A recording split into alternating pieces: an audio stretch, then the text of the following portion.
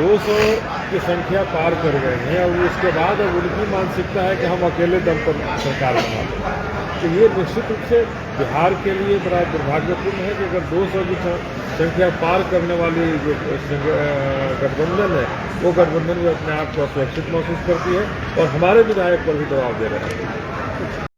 इस बार क्या नहीं है, इस बार हमारा कोई प्रत्याशी मिलने वाला नहीं है। इस बार प्रत्याशी रहेगा और अभी तो एक है, ये तो चिंगारी है, अभी बहुत कुछ बाकी काम करना है, हम काम करेंगे। क्या और अधिक सीटें आ सकती थी बीएसपी को, एक ही सीट है आपको क्या समझ सकती है? देखिए, अभी जो मुझे उम्मीद थी कि हम कई सारी सीटें जीत गए हैं, लेकिन वो लास्ट में आते आते हम कई सारी नंबर 2 पर भी रहे और नंबर 3 पर भी हम बहुत अच्छा वोट लेकर के आए। तमाम सीटों को उम्मीदें थी, लेकिन हम वो जीत में कन्वर्ट नहीं कर पाए, जो जिसको लेकर के ही आज पूरी मीटिंग बुलाई गई है।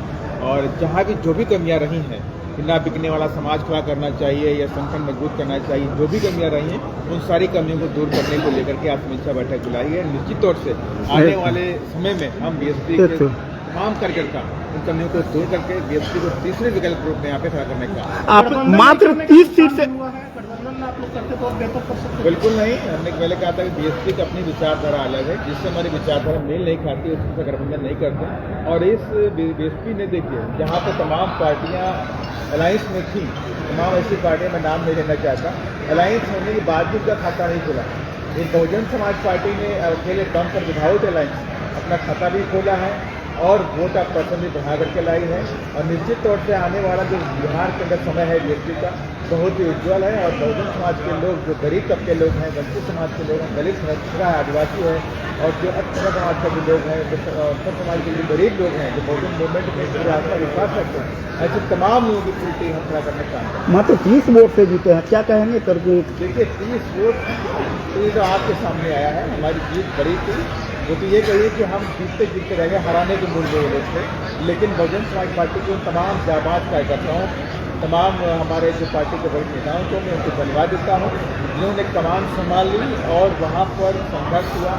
बड़े संघर्ष के बाद ही जीत मिली है, जिसका मतलब है, मैंने पहले बोला कि कहीं ना कहीं से चुनाव आयोग की निष्पक्षता को सवाल उठता है, उन्होंने अपनी आंखें बंद कर। आगे की रणनीति क्या रहेगी सर आपके, क्योंकि बिहार प्रभारी आप हैं? देखिए, अभी हम लोग इसके लिए समीक्षा बैठक हम लोग कर रहे हैं। समीक्षा बैठक हम लोग आज कर रहे हैं और संविधान दिवस है। संविधान दिवस के अवसर पर समीक्षा बैठक ये बता रहा है कि जो संविधान पर जो इन सरकारों के रहते जो संविधान पर खतरा हुआ है, जो संविधान को नहीं मान रहे हैं, बहुत लोग ऐसे हो गए हैं जो कह रहे हैं हिंदू राष्ट्र बनाए, ऐसे लोगों से को सबक सिखाने की जरूरत है। ये हमारे इस संगठन के माध्यम से हम लोग करेंगे। और जो चुनाव निष्पक्ष होनी चाहिए थी, निष्पक्ष होती तो निश्चित रूप से बहुजन समाज पार्टी की बिहार के अंदर सरकार बनी। लेकिन निष्पक्षता नहीं होने की वजह से मतदाताओं के खाते में 10-10 हज़ार रुपये डालने, मतदाताओं को लुभाने के लिए तरह तरह का भारतीय जनता पार्टी की तरफ से कार्रवाई करते हैं, तो ये सब बातें मिलकर चुनाव को प्रभावित की और चुनाव आयोग भारतीय जनता पार्टी के गोद में बैठा रहा, एनडीए के गोद में बैठा रहा, जिससे बहुजन समाज पार्टी मात्र एक सीट जीत पाई। और हमारे अभी हमारे पीछे उदय प्रताप जी बैठे हुए हैं, रियाजी पे बैठे हुए हैं जो पूर्व विधायक, ये तमाम लोग सारी ताकतों को रखते हुए भी चुनाव हार गए। तो ये बता रहा है कि जनता हमारे साथ है, एक क्षेत्र की जनता हमारे साथ है, लेकिन चुनाव आयोग की मदद से एनडीए चुनाव जीत लेता है। अभी जो बिहार में सरकार है, इसको स्टेबल सरकार मानते हैं, क्योंकि गृह मंत्री बना दिया गया है सम्राट चौधरी को, गिनती के कभी नहीं छोड़ा था। क्या ये आपको लग रहा है कि स्टेबल सरकार है? देखिए, जितनी बहुमत है उस बहुमत से तो स्टेबल है ही। अगर 200 से पार है उनके पास आंकड़ा, तो निश्चित रूप से दबाव की जो पॉलिटिक्स है, देखिए, अब 200 की संख्या पार कर गए हैं और उसके बाद अब उनकी मानसिकता है कि हम अकेले दम पर सरकार बना लें। तो ये निश्चित रूप से बिहार के लिए बड़ा दुर्भाग्यपूर्ण है कि अगर 200 की संख्या पार करने वाली जो गठबंधन है वो गठबंधन भी अपने आप को असुरक्षित महसूस करती है और हमारे विधायक पर भी दबाव दे रहे हैं।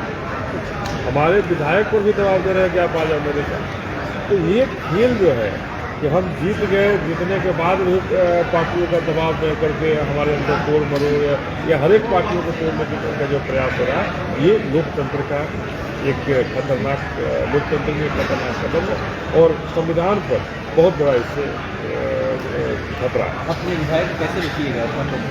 देखिए, हमारे विधायक कहीं जाने वाले नहीं, हमारे विधायक हमारे साथ पार्टी के कार्यकर्ता हैं, इसलिए ये बाबा साहब के सपनों का भारत बनाने के लिए निकले हैं।